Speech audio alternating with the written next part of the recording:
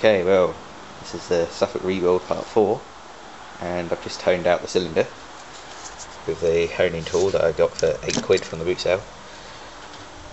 So you can see it there now. It's all glaze has been removed, so she's ready for the piston to go in. And all I'm doing on this engine is I've got the new oil control ring on there, and the original piston rings. Probably not the best idea, but the price of piston rings is just going up and up and up, and the compression was still good on the engine, so I should imagine it was probably just the oil ring that was absolutely crap. So we're going to see if this new one changes anything, and hopefully we're going to have a running. I haven't got a head gasket for it, so yeah, I just thought about that. I just thought, I don't have a head gasket, but the junk pile Suffolk has a rather nice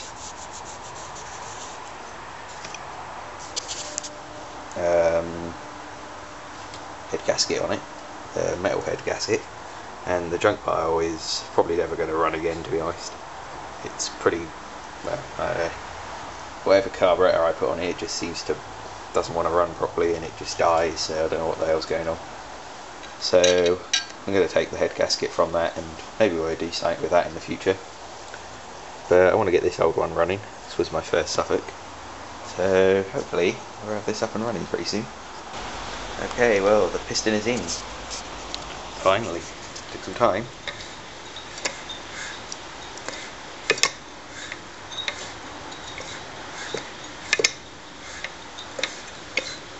So obviously all the cam and everything's still in, so all the valves move. There's our shiny little friend with no play.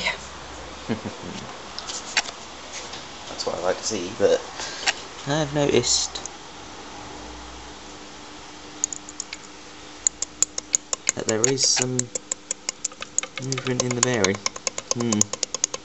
That's not so good.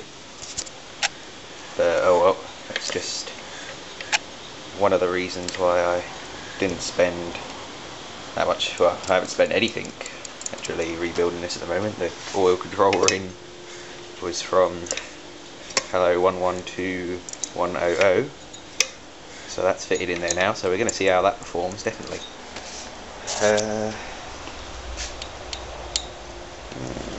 Not very happy with that, but oh well. It's an old Suffolk, it will run forever like that. And even if it does throw that rod, you can just replace it, because it's never going to come through that, that's for sure.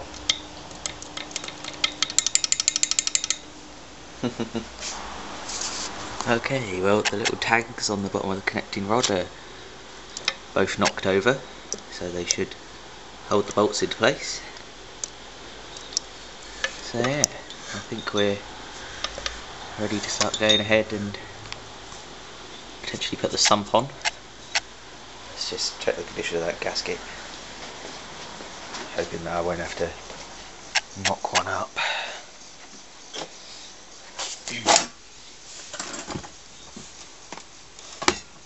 Well, I suppose I could use the old one as a template and make a nice new one out of some card. Yeah, I think I will do that. This gasket has shriveled up a bit. Yeah, I think we'll make a new one of those. Clean the sump out. We'll do that now. And then I should be ready to bolt it on. Gotta remember to put this washer back into place. Alright, the sump is now on. I made my little gasket.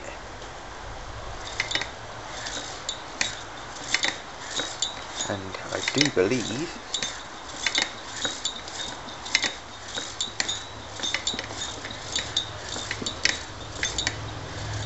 that we're nearly ready to go.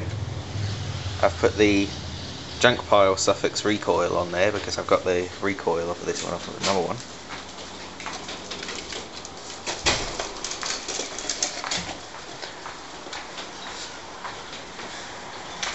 So yeah, that's the junk pile's recoil, it says SF for Suffolk on it, and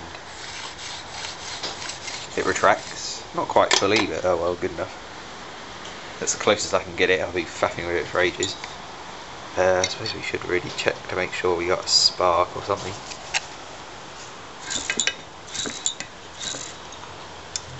We haven't got to open up the points cover or anything,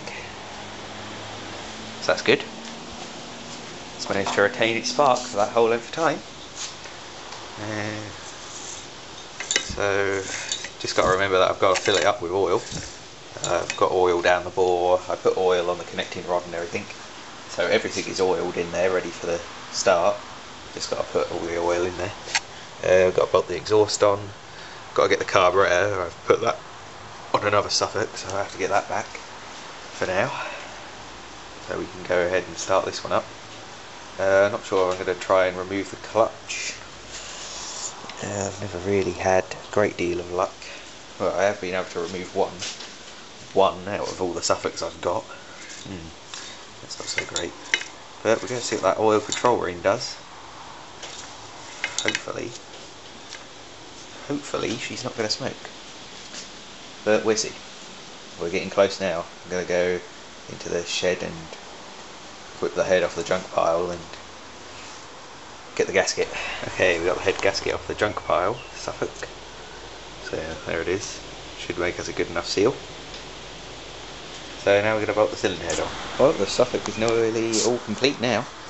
Got all the strapping on, the cylinder head bolted down, and I've felt the compression. It's pretty good, so quite pleased with that. So now I'm just going to pop the plug in, and then we're going to pop the exhaust on and go and get the carb, fill her up with oil. Not sure what we're going to do about the clutch screws at the moment. Just run it with them on for now, and then we'll see what we're going to do then, if we're going to put it back on the deck or if we're just going to have another Suffolk engine mounted on a base. I don't know. Could have a lot of running Suffolks by the end of this. Okay, well, the Suffolk is all complete and we're ready to bask in the globe of what a 3-piece oil control ring can do to an engine that smokes. So all I've done is replace that oil control ring. I haven't done the piston rings, they're the originals. So yeah, well, we're going to see what happens now. Filled her up with oil, fully assembled it all, and then my dad went to turn it over and it didn't turn over.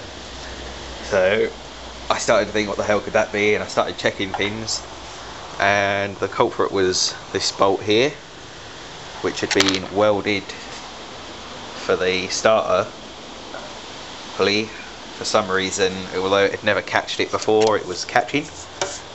But yeah, we are ready now to dump some petrol in it and see what happens. I'm hoping for a good couple of pull start up and hopefully not much smoke. She will smoke a little bit to start with, and then hopefully over time it should bed in and we shouldn't be seeing that much smoke. Well, here we go. It is the moment of truth. That's for proof that she's cold. There you go, she's cold. It's definitely going to be a cold start.